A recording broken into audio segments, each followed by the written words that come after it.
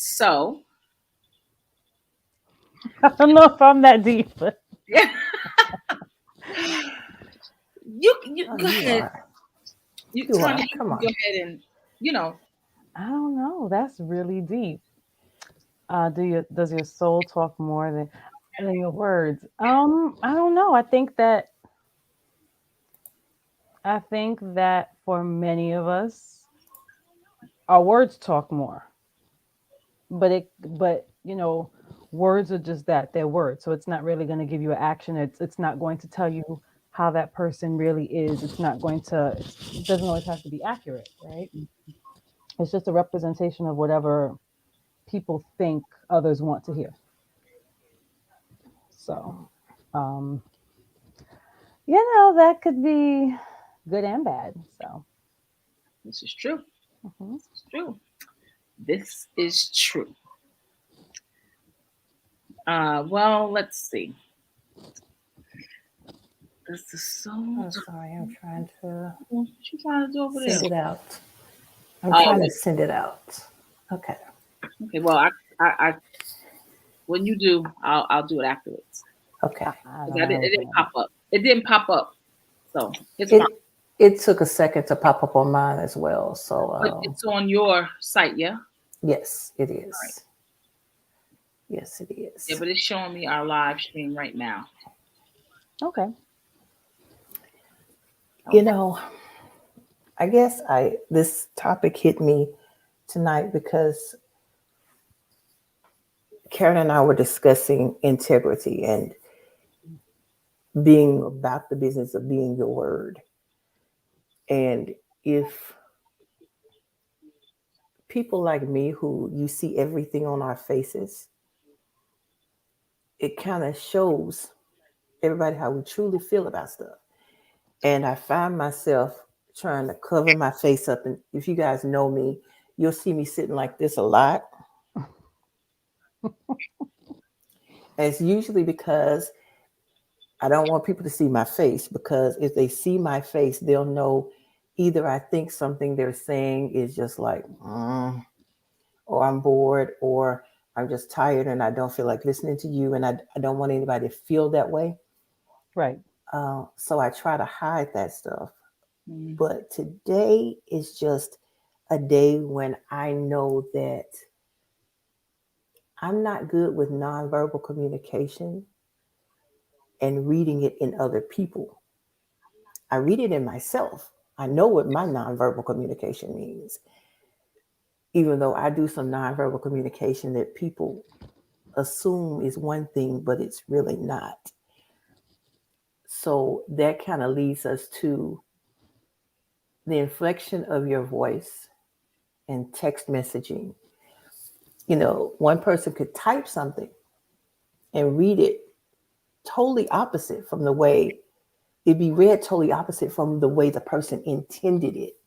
mm-hmm. So, as a speech language pathologist, Tanya, how would you tell us to work with this? How do we then start to teach our children to watch things that they say and how they say it? That's a good question. And I think you're right. I didn't think about it in the context of um, just being able to like pass wisdom to the next generation. And it's tricky because we're living in a society now where that is the quickest form of communication, right? Like people aren't even calling others anymore. It's like a quick text or an emoji. Sometimes you don't even write a text. It's like an emoji, a picture. Um, but there's definitely, there's always, as my mom and my, family has always said, it's not what you say, it's how you say it, right? So you have to be very mindful that when you speak, words are very weighty, and your words can convey messages even behind what you're actually saying. So you're saying one thing, but there's a whole nother dialogue that's going on behind what you're actually saying. So you have to be very mindful and very careful of that. That being said, I think that first you have to check yourself. Like, where are you coming from when you're speaking? Before you even start talking, what is it? What's your intention? what do you mean to say? So like I always feel like I'm okay with what I say as long as I know my intentions were pure. I can't manage how you take it, right? Um, because whatever I say could be misconstrued. Anything that someone says, if you're not in the right frame of mind, someone could be like, "Hey, how you doing?" And you're like, "Hey, how you doing?" Don't talk to me like that, just because I, like I'm not in the right frame of mind. But if I know my intentions are pure, you took it the way you took it. That's not my fault. My intentions were pure, you know. But of course, you still have to watch what you say. You have to watch the way that you say it, and you need to think before you speak. You need to be intentional. You need to. Sometimes people just need to close their mouth for a second, Hmm. take a time, take a minute, pause, and reflect. Where am I going with what I want to say? And then you start speaking. And in the midst of it, like we all make mistakes, and I even tell, students that I've had. I have a student teacher now, and I say, okay, we all make mistakes as we're doing things. You realize that, okay, I didn't want to present something this way. I didn't want to give a direction this way. I should have said it, in a different way. And that's life. We all do that. But it's the reflection, that ability to be able to self-reflect and say, okay, man, that's not how I wanted it to go. Excuse me. Let me try to think of what's another way that I could say the same thing, but in a different way so that I can still convey the same message. So we always have to be reflective, and then also to like self assess yourself and make sure that your meaning is coming across, and then check back with the person that you're talking to. That's something, we do, even, as we're dealing with, when I deal with students and when I deal with the clients. It's like I say something, what did I say? Repeat it back to me, because if you can repeat back what I just said, then I know you understand my meaning. If you're telling me something crazy, then I know you didn't get what I meant. So that's something that you should do with regular people. Like, you know what I mean? Did you understand what I said? Did you hear me? And I think that if people did that more often, and if they came from a pure place, then we wouldn't have so many issues with miscommunication. Hmm. You said a mouthful, because miscommunication is real, and people definitely like to take your inflections and your deflections and the way you turn your head this way and you turn your head that way, and they want to take every little thing and use it against you when it comes to communication. But the sad part is, the problem with people, I mean, I could be completely wrong, but I am very big on intentions, and when people don't have pure intentions, it shows. When they do So not yeah. have pure intentions, it shows. There's no getting around it. And like I said last night, we have one mouth and two ears, which tells me we're supposed to do more listening than we do speaking. But people think that, see, the thing is, people think everybody's talking to them. If Yeah. nobody is talking to you, then why are you speaking? Like, people just need to understand, like, you don't need to, nobody invited you over here, so you shouldn't come. My mother used to always tell me, if somebody's fighting over there, which way do you go? And I'm thinking, when I'm a kid, I don't know. I go with my friends. No, you go the other way. So in other words, don't run to confusion. If somebody's having a conversation and you're not a part of it, and you may think what they're saying is completely wrong, people like to interject. Well, I think, and then the other person is thinking, who's having a conversation, like, but nobody's even talking to you. Mm-hmm. People like to interject and put themselves into things that they shouldn't. So I mean, but that's because people always want to. I'm first. I want to do it. It's me, pick me, see me. And I'm like, sit down, stop. But again, like you said, Tanya, people don't know how to stop and like regroup and really think about what they're saying. And body language is real. Like, sometimes they don't have to say anything. They can just give you a look, like when you're a kid and your mother give you that look, you knew to stop. Mm-hmm. And people just give you the look from across the room, and you be like, either you going to straighten up, or you just gonna be like, well, whatever. I just, people just don't get that sometimes silence is golden. But like I said last night, when you sit in silence, you can hear things. But if you always doing this all the time, I mean, you flipping Mm-hmm. and flapping of the gums all the time. If you're not intentional when you talk, when you text, it's gonna come through. Anything you do, that negativity is gonna flow right through. It's gonna flow right through. And you're gonna be like, well, wait a minute, that wasn't what I was saying. But people like to turn things around because when they're drama filled, they like to see drama. Mm. Some people really enjoy it. I've realized that. You know what kind of drama I like? Oh, I couldn't find my keys for 2 minutes. That's the type of drama I like. I'm good. Miss me with the drama. What else kind of drama? Oh, look, I just spilled my water on the table. Now I got to wipe it up. You see, look. You see, that's the type of drama I like. I don't want to have no arguments. That's not, I'm good. I'm good. I try to live my life in a way where I'm chilling. I like to be happy. I like to enjoy, I like to have fun, but I'm just not that type of person who's like seeking out drama. I actually run the opposite direction. There are some people, however, who love drama, who and will go to any extent to create it in groups and situations where everything is fine and it's like here you are. It's a common denominator, right? It's a common thread. Um, but again, even with those people, I tend to find, as they say, what's done in the dark comes to light. Everything that's done will eventually come out, So I think that even with that, you just have to watch and observe. You have to sit back. And again, there's always communication going on. Like Delasper said, there's verbal communication, but there's nonverbal communication that happens on a regular basis.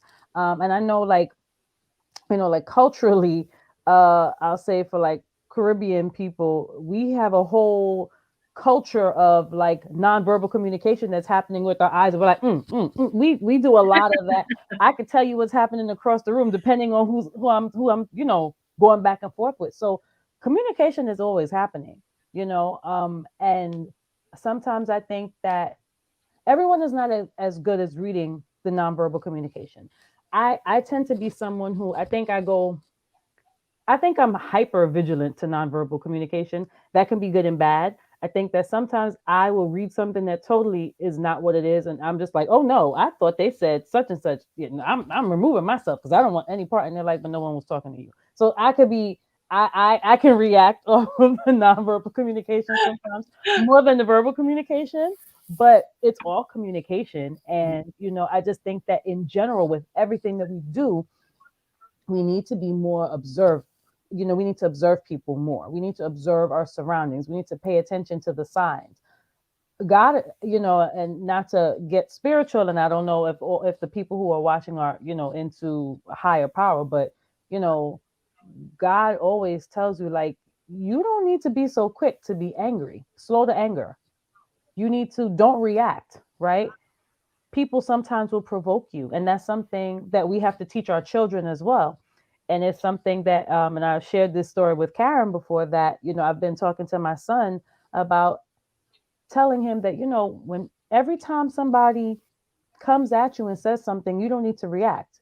Every party you don't need to jump to. Every fight is not for you. Sometimes people just say things to get a reaction out of you, and you have to start learning how to control yourself to not jump at everything that's said, because in life people are going to say some things to you. So the other day, he was trying to provoke me. He kept saying things, and I was like, okay. And he's like, oh, I was trying to make you upset, but it didn't work. And I'm like, yeah, because I don't have to jump every time somebody says something. If I know it's not true, I know me. You have to know yourself, right? And that's a skill that we even have to teach our children, because they need to learn that the world is not an easy place, especially for those who look like us, right? Let's be real. It's not an easy place, but we have to learn that, like, we have to teach them the coping skills so that when they go out there, they know how to handle whatever's thrown at them, because no one is going to make it easy for them.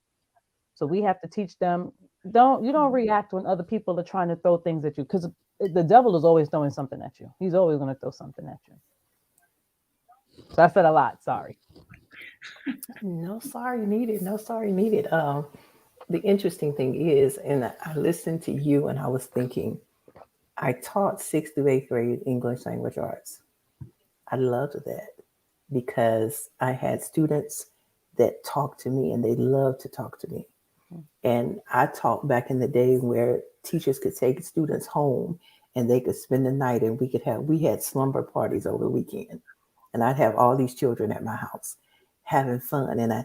And then I got pregnant and I got this daughter, and I just knew all this stuff I was going to be doing. And then I had this little girl who couldn't talk to me. Mhm. And I was lost because my whole concept of communication was I talk to you, you talk back to me, Right. then I talk to you. And the fact that she couldn't, it was devastating to me because I literally could not just talk to her like she was going to answer. And they kept telling me, you got to talk to her. And I was like, but she's not talking. So I can't just hold a conversation with myself. And that's when actually, when I met Dr. Allie, and she came in the room one day while Dr. Allie was talking to me. Okay. And Dr. Allie just started talking to her. And I am looking at this woman like, the and I see Amory like acting like she's really paying attention. And I'm like, because they were literally holding a conversation. And Amory wasn't saying a word. And then every time she come in, Dr. Allie would say, she wants this. And I was like, how do you know that? And she said, she's showing you. I was like, no, she's not. She's not doing anything but standing up here because I literally could not see that nonverbal communication. Now, after years with Dr. Allie and years with Amory, I see the nonverbal communication. Mm. And it's just so interesting to me now when I stop and I think and I go back to her younger years. I think about things that she did, and I'm like, Mm. man, is that what that was a long time ago? I wish I had known it back then. And it's like you go, whew. But then I have my husband who says, how could you not know? Because you have a whole bunch of nonverbal communication and it just exudes from you. And I'm like, what are you talking about? If I have something to say, I say it. He's like, no, you don't. It's like, no, you don't. You say a lot with your body language that you don't even recognize. And when I started thinking about things, and I said, okay, well, tell me when you see something that I'm doing so I'll know that's what I'm doing. And when I would do things, he'd go, Delasper, what's that? And I'm like, oh, maybe you are right. Maybe I am communicating some stuff that I might really not want to communicate. I don't, that's not the way I truly feel. So I don't ever want people to feel the way I was making them feel without even knowing it. That's what I want us to learn, especially people of color. I know we tend to do it a lot. We have these looks and we have these kind of eye rolls. Mm. AIM has one, and I call it the side eye roll, where Mm. she cuts her eye to the side and then she rolls her eyes at you like, really, dude? Yeah, I've seen that one. Yeah. And it's like, okay, that's not really what we want to portray. So if if like they say, the eyes are the key, are Window. the windows to the soul. If you're looking in my eyes, that explains why a lot of times I don't look people in the eye Yeah, you did say that. because I don't want to see into their soul and I don't want them seeing into Into you. mine. Yeah, yeah. So I wonder, is now I want to say, is not looking people in the eye such a bad thing? Do we really want to look people in the eye all the time? I do it. It depends on who you're talking to. Yeah, I do it. Oh yeah, you do it a lot. Yeah. I do because I can tell. I can look at you and tell. And guess what? You'll know because they won't be able to stare too long. If you'll be looking like, okay, well, let's do this. But you know, something that's funny, I've always told my niece, I used to tell her about, particular guys and stuff. And I'm like, you could always tell. You got to watch the eyes. I always tell her that. I'm like, watch the eyes. Eventually, someone who is not true, they're very shifty. Those eyes will tell you eventually. Just keep watching the eye. And it's something I don't know where I got that from.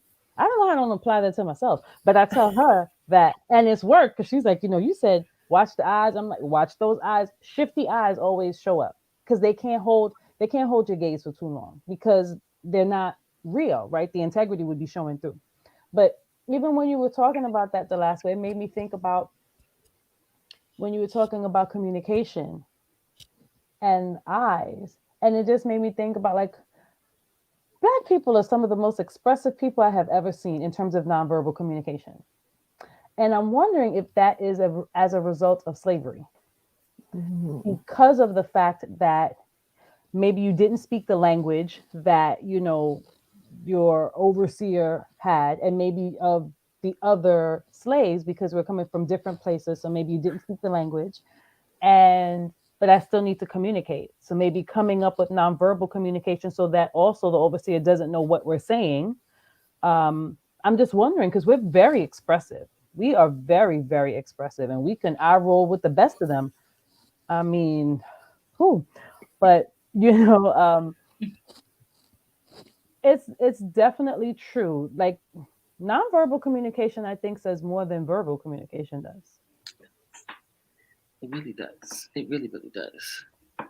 And it's just, yeah.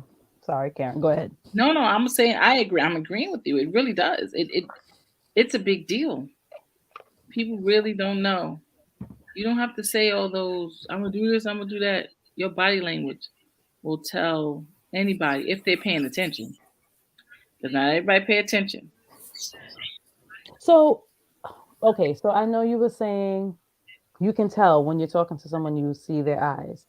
I don't, for me, how does one who may not be so I want to say introspective, but that's not the word I'm looking for. Someone who may not be as observant Hmm. catch those signs from just looking at the eyes, because I know for me it's not necessarily the eyes. It's more, there's a feeling that I get that I'm like, there's something about this person. So for me, I feel like it's the intuition inside of me, but it's not necessarily in my eyes. But I don't know. I don't know where that comes from. I just say that's God telling me like this person is not for you, or this person doesn't mesh well with you. Like we say, my spirit doesn't take them, right? That's what we always say. Your spirit doesn't take them, so you just kind of stay away. But you say through the eye. So what is it that you can see in someone? Because Karen always says, she's like, I'm a good judge of character. I could tell you about people. And what is it that you're seeing? Um, it's so when you look at someone, right? For me, when I'm looking at you, you'll see I'm a people watcher, right? And you've seen me do it on several occasions, T. Mm-hmm. And I'm just like, oh, let me just push my chair back and watch. And as I'm watching, I'm learning. I'm looking at you and how you're moving and how you're talking, and I'm looking at your nonverbal cues, and I'm looking like, And then when I take my old positive self over to somebody who has poor integrity, horrible intentions, and they have no intentions on being positive at all, oil and water don't mix. So when I go over to you and I'm trying to give you the and I'm looking you in the eye and you like, yeah, and you're doing all this and you're looking all over, you've given yourself away, because I'm gonna stay positive no matter what the situation is. If I go over in high vibes and all positivity, and you're sitting there and you're like avoiding with the eyes and you're doing all those other things, but you're only doing it with certain people, because a gullible person, somebody who doesn't know better, who's like, oh my gosh, he's great, she's great, they're great. Well, sit a gullible person will be like, oh my gosh, this is great. And just so excited to have a new friend or whatever they're going to be. They fall for anything. If you stand for nothing, you'll fall for everything. And you have to have pure intentions. Well, I'm just saying for me, I have pure intentions. There's nothing anybody. You can look at me straight in the eyes any day, You can look all day, and if you still don't see it, I'll tell you, because that's just, listen, it's just what it is. Because yeah, it's just what it is. And I have to be honest, because I have to be able to lay my head down on a pillow at night. And if I can't, if I've done something wrong, I can't sleep. And I have to get it way too early in the morning not to be sleeping. So I need all my hours and all my time on my pillow. I ain't got time for no mess and feeling no kind of way and head all going crazy. No, because that's just a horrible way to be. In the middle of the night, you can't sleep and your mind is racing. Nobody wants that. So for me, I give you the straight on stare. And if it's not right, you're not gonna be able to look at me. You're not gonna be able to look at me, and I'm be like, okay, got that one too. All right, Hmm. got that one too. And I do it with my patients. When I know, I'm like, oh, were you doing so and so? And I'm like, or immediately to go to the phone. No, I was doing, and they're going like this, and I'm like, all right, okay. So I'm not doing that. I'm doing this for you today. Yeah, it's better for you to do that number today instead of that one, because this one I think is better, because that's what I do at my place. I'm in my head. I'm like, yeah, you saying that because you wasn't doing the right thing. But I'm not going to call them out because I already see it. I see it. Delasber is looking at me like I'm. No, actually, I was sitting here thinking that how truly observant you are, Mhm. to, and people who don't know, Karen and I talk every single day of our lives. And it's like I can get on my Zoom and I'm doing the same thing I always do. And she'll say, "What's wrong?" Or she'll just start talking to me like everything's fine. But the days that she said, "What's wrong?" is before she says hello. She's noticed already that something's not right with me. Even though to me, I'm acting the same way I act every single time I'm on the Zoom. I'm still doing stuff on the computer. I'm doing stuff on my phone. I'm writing down stuff. I'm whatever. But she notices immediately when she signs on. So I think that's interesting about you. And I was just sitting here going, wow, hmm, maybe that's why. Because you pay so close attention to every little detail. Hmm. And that's intriguing to me. That's interesting because as you're saying that about Karen, I realize I'm like that with a voice. I can hear it immediately in my friends' voices. So I'll have a friend, we're talking, and she's like, "Hey," and I'm like, "Okay, so what's up? What's going on?" She's like, "How did you know?" I can tell from her voice. So that must be why God put me where He did, to be a speech pathologist, because I can pick up things in voices. Um, you know, so it's interesting. But yes, Karen is very observant. I'm usually like I'll tell you, I'm like oblivious. I feel like I float in the clouds. I'm like, what's happening? Really? You saw that? I didn't see that. And Karen's like, nope, I saw it. First of all, I'm just like, huh, okay. I catch things after the fact. Or I'll get a what usually happens with me is I get a vibe and I'm like, huh, interesting. But at the same time, I will say it, I'm working on not I think that sometimes I close down that intuition because I'm like, well, you shouldn't you shouldn't judge someone. You don't know them. Why are you feeling that way? So I always think of my vibe as like I'm being judgmental or I'm being catty, as opposed to looking at it as like, no, there's something inside of you that is saying that is not that person is not meant for you, or you shouldn't be in this situation. But I always kind of like, oh, I think I'm trying not to be catty or closed minded. But I think, I'm at a point where it's like closed minded be damned, because like clearly this stuff, I'm seeing things, and that's me denying something that is intrinsically inside of me telling me what is good and what's bad for me, so it's like you have to honor what's inside of you as well. So, but definitely Karen is a great judge of character. I think so too. Well, But, thank you. You know, since she chose to be okay with me, I'm going to stick with that. Because I guess the thing is, Karen is probably the first person I have really ever met that I think, I'm trying to go back in my head, that has ever liked me from jump. Okay. Most people see the shell, the wall that I put up, and she never saw that wall, or if she did, she ignored it. That's the thing that stood out about you to me, Mm, was that I didn't know if you saw the wall, I didn't know if you just ignored the wall or what, but it was like it wasn't there for you, and that was a different feeling for me because I don't know anyone that the wall has not been there for. mm, But that's what you needed at the time. I just didn't know that's what you needed, and you didn't know that's what you needed. But that's what you needed. You needed somebody to look past the wall, not see the outer shell, and see the true you. Yeah. So, now I guess that's not really true. I do have some people who have done that, but they have not touched me as quickly as you did. People like Dr. Alley, I believe Dr. Alley saw the true me. I believe Dr. Finch saw the true me, but they took their time and allowed me to come to them. You didn't really do that.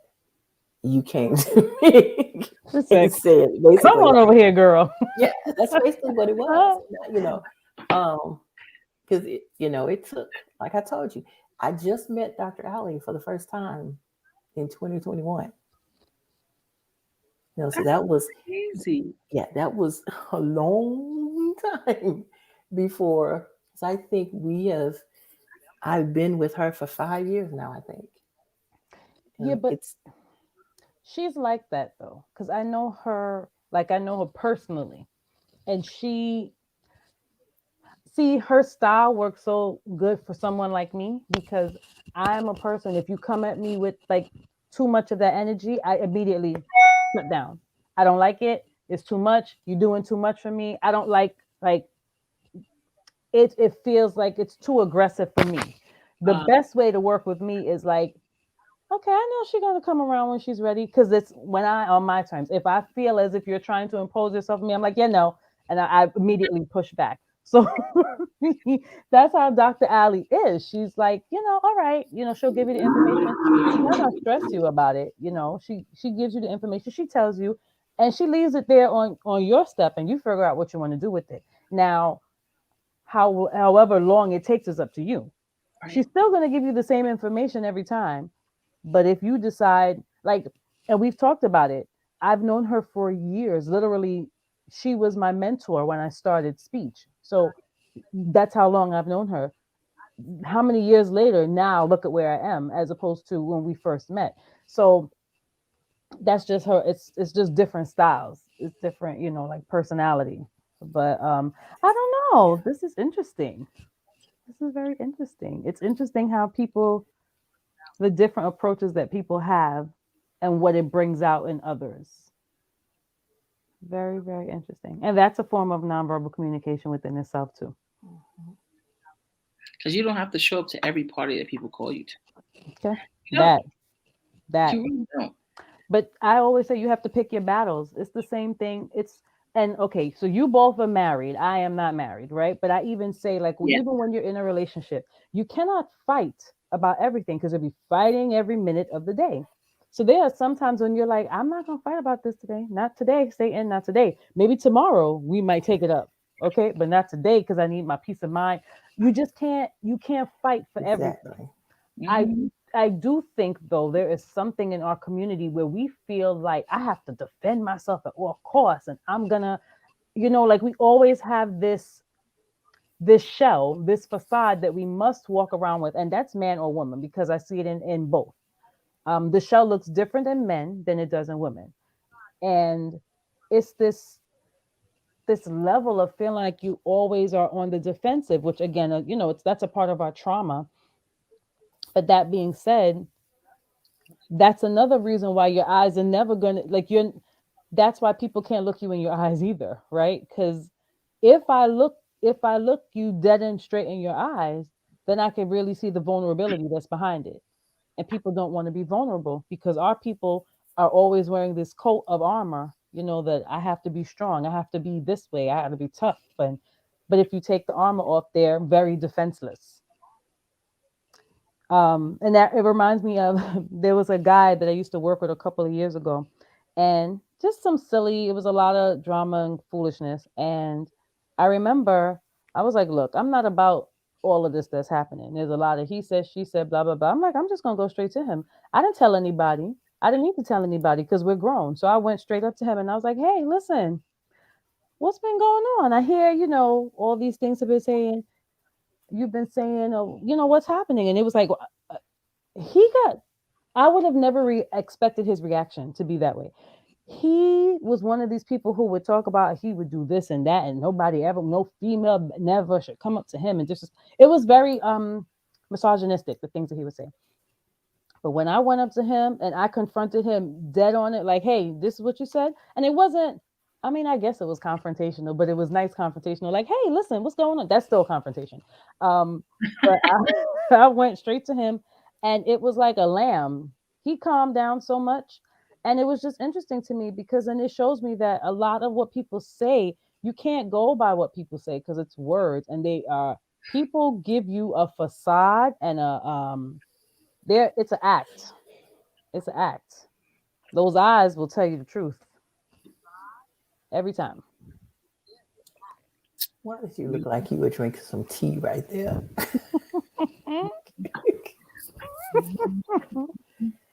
But that's the truth.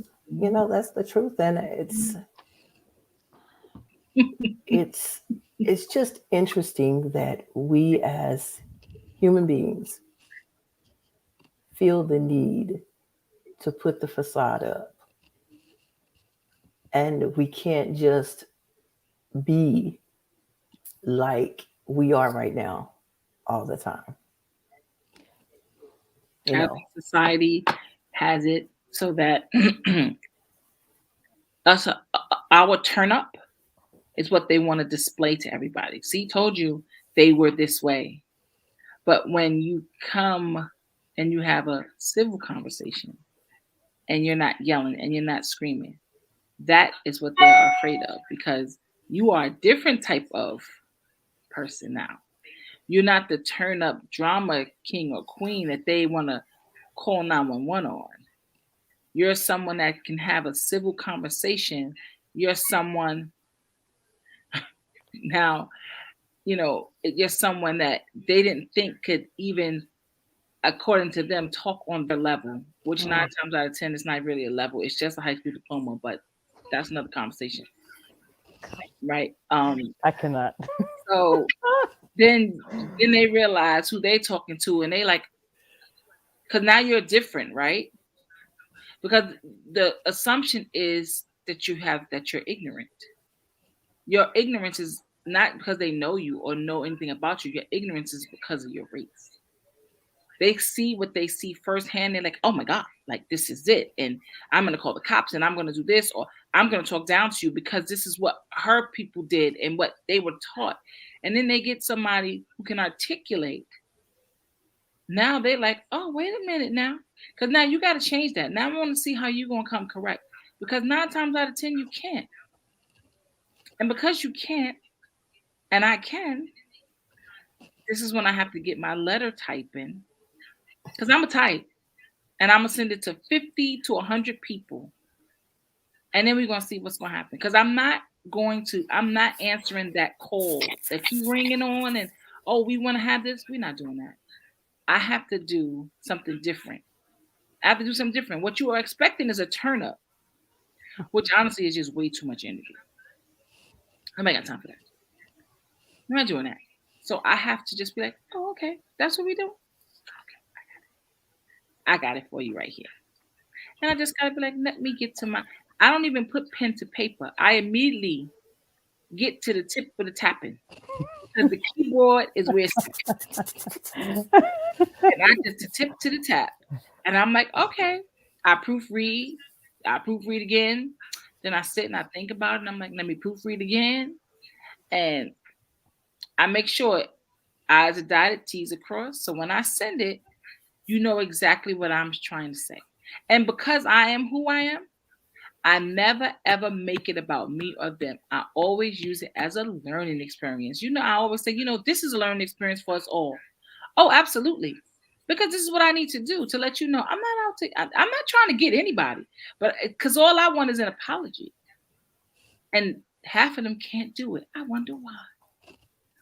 Half of them can't do it. And then if I sit and I'm staring, still can't look at me in the face. Because now I gotta see that your table, the table I'm not supposed to be at. So I get to look at you in your face and you can't do it. You can't. I'm like, oh yeah, so what are we so and so?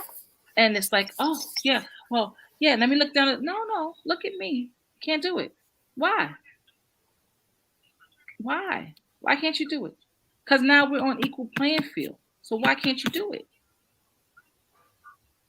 When your communication is always about breaking people down, and now you're at the point where they toe to toe with you and you can't, and they meet you intellectually, which they really don't, because again, I already told you what it already really is.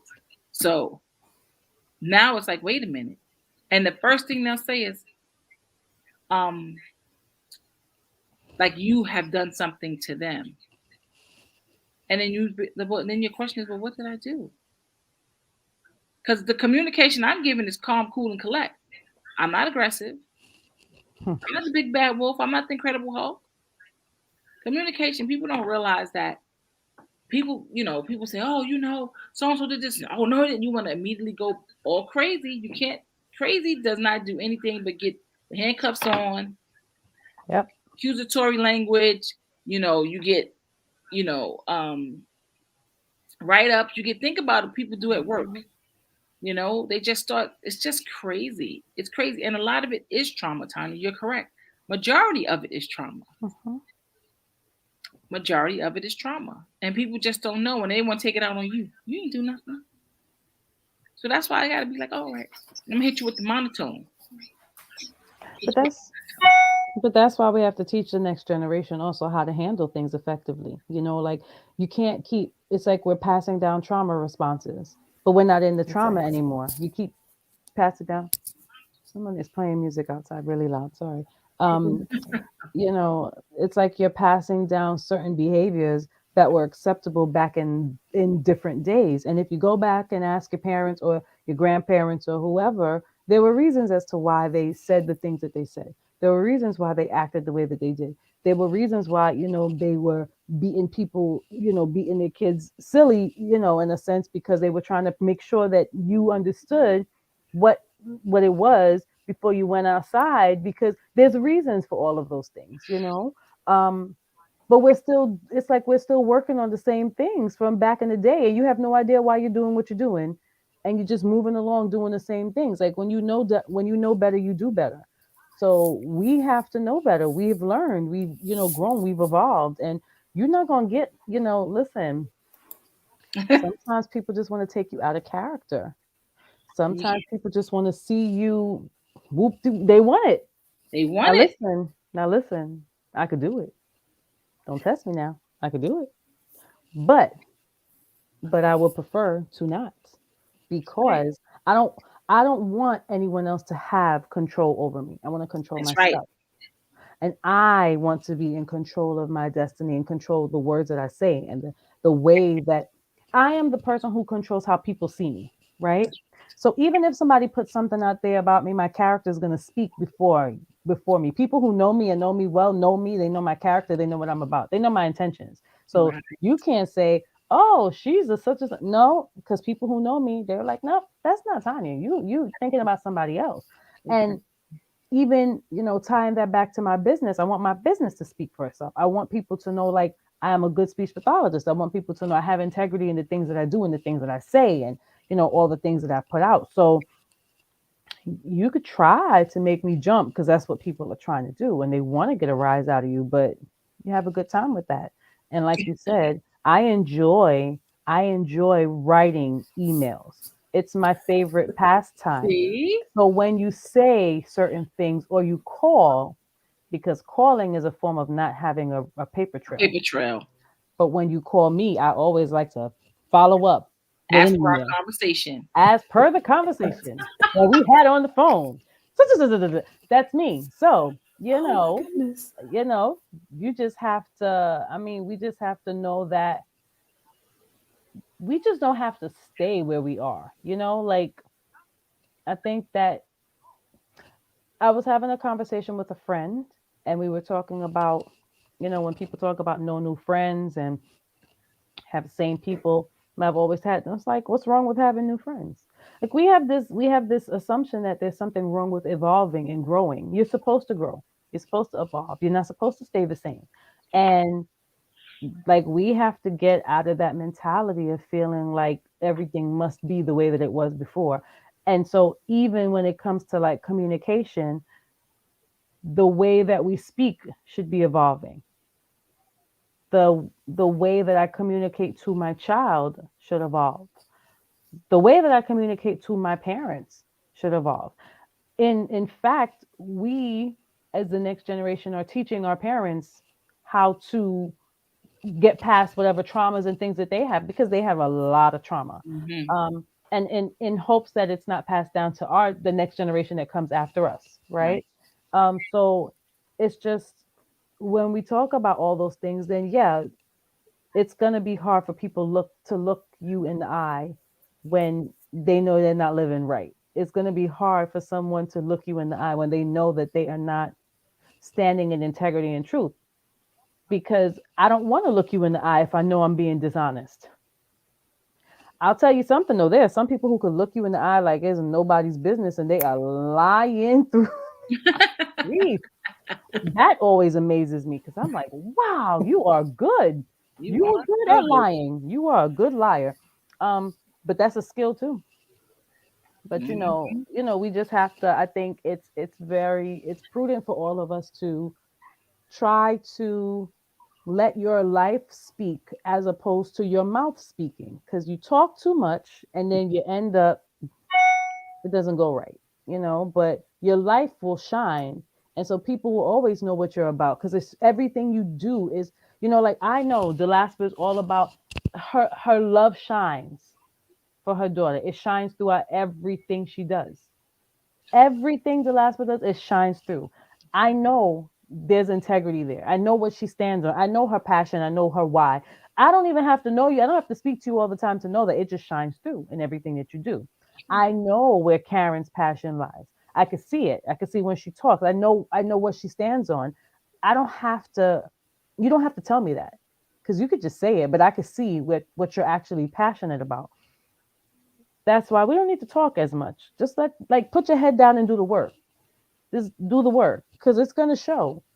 Sometimes just keep your mouth closed and get to work. That's what I think. Close your One mouth, get mouth, to work. two ears. One mouth, two ears. I'm saying. I'm There it saying. is. It is. And I was just sitting here listening to you, Tanya, and I was thinking about the time that my daughter uh, was in the hospital and we got out of the hospital and we were trying to get her back into school. And they wanted to put her in a school that was 30 minutes away from my house. Mhm. And I said, that's not acceptable. And they said, well, this is where the nurse will be. No, that's not acceptable. I don't care that there's a nurse there. I care about the fact that if my child has a seizure, I've got to drive 30 minutes to get to her. Yep. Mm-hmm. That's not acceptable. And they just kept, and I said, well, I tell you what, she won't come to school until you put her where I can get to her in 5 minutes. So let's just, when you get that done, you let me know. And they were like, I can't believe this woman. I mean, they were literally upset with me because I would not let her in school.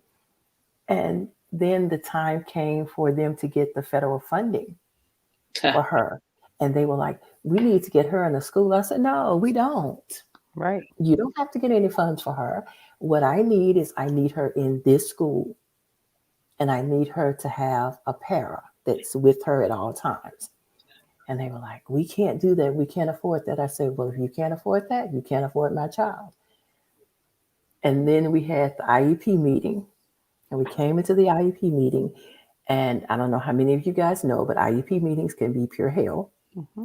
But Wow. I was sitting in this IEP meeting, and I was being told all these things that my daughter had done at this other school, and that I had taken her out of the other school. I said, no, she's not been taken out of the other school yet. She's still on their roster. And they're like, no, her parents took her out. And I said, well, I tell you what, call the school now and get the letter that I signed. Because if I signed it, I need to see. And then she was getting ready to leave. I said, no, no, call her right here. You can call her right here because this is a whole conversation about this. So you can make this phone call right here. And she called, and then they said they didn't have anything signed by me that said that I had taken her out of school. I said, okay, good. I just wanted to make sure because I knew that was a lawsuit if they had somebody else signing my paperwork. Mhm. So I kept talking, and they kept telling me all this stuff. And finally, I said, okay, I understand exactly what you're saying because unlike probably most of the people that you have sitting on this side of the table, I've sat on that side of the table. That's a little something you don't know about me. Mhm. I have 15 years of experience sitting on that side of the table. So you can't bullcrap me to believe all of this stuff that you're trying to get me to believe. It's not going to happen. When you get my child a para or a nurse who will be with her every step of the way all day long at the school of my choice, then we will talk. But until then, she's not coming. So the woman was like, oh. So then I found out she sent a message to her uh, secretary and asked her secretary to Google me and look me up. And we have the Louisiana Educational Association, and you can look up teachers and their certifications and everything. And then the lady comes in and she hands her a sheet of paper. And this supervisor says, wow, okay, would you call the name of the school and tell them that I have a student that I need to put in their school and call the nursing organization and tell them that we need a LPN to be with her every day, all day long. And I was like, Yeah, why couldn't you have done that before you got that sheet of paper that told you everything I was? Yeah, because that's the disparities. You see, they have it in education too. happens all the time. And Exactly. an Exactly. educated parent And is, that is my fight yeah, because there's so many of us out yes, there that yes. get this same treatment. Mhm. But what I'm trying to do now is I'm trying to teach us that that mad black woman that comes out has got to stay hidden. Mhm. You got to come at them matter of factly. This is the law. What are you going to do about it? It is up to you to take care of this situation. This isn't on me. If you cannot provide what my child needs at the school that she's supposed to be zoned to go to, you must put her at another school and you must give her the transportation to get there. Yeah. And Mm-hmm. that's the law. If you didn't know, that's Now, the law. But that's the thing. I think so many of us don't know um, the laws or don't know what's out there. I had something not, not on the same level happen with my son. And I was like, wait a second, I'm reading this paperwork and I'm like, well, whose kid is this? Because it's not my kid, because I know mine. So you can't possibly, and like disparaging things in one, you're putting in one area, he's a behavior concern, and you're saying that I have a problem with his behavior. And I'm like, I have a problem with his behavior. But then then you turn around and say he's a pleasure to work with and he gets along with all kids, staff, and peers. I'm confused. So now we're gonna get this all the way together. So I called a little meeting because I said, no, we're not gonna do this. I called a meeting with the psychologist and all these people. And I'm like, well, let me ask you a question. I said, well, first of all, yes, I understand that we are in remote land, right? Right. But you're going to turn your camera on, ma'am. Absolutely not. Will you sit in my face as the person running a meeting and I have my camera on and you don't have your camera on? So I was like, listen, you know, um, I totally understand that, it is remote learning. I get that. But I would really appreciate to see who I'm speaking to. So I would love if you would put your camera on. Thank you so much. She was irritated. And what made it worse is it was one of us.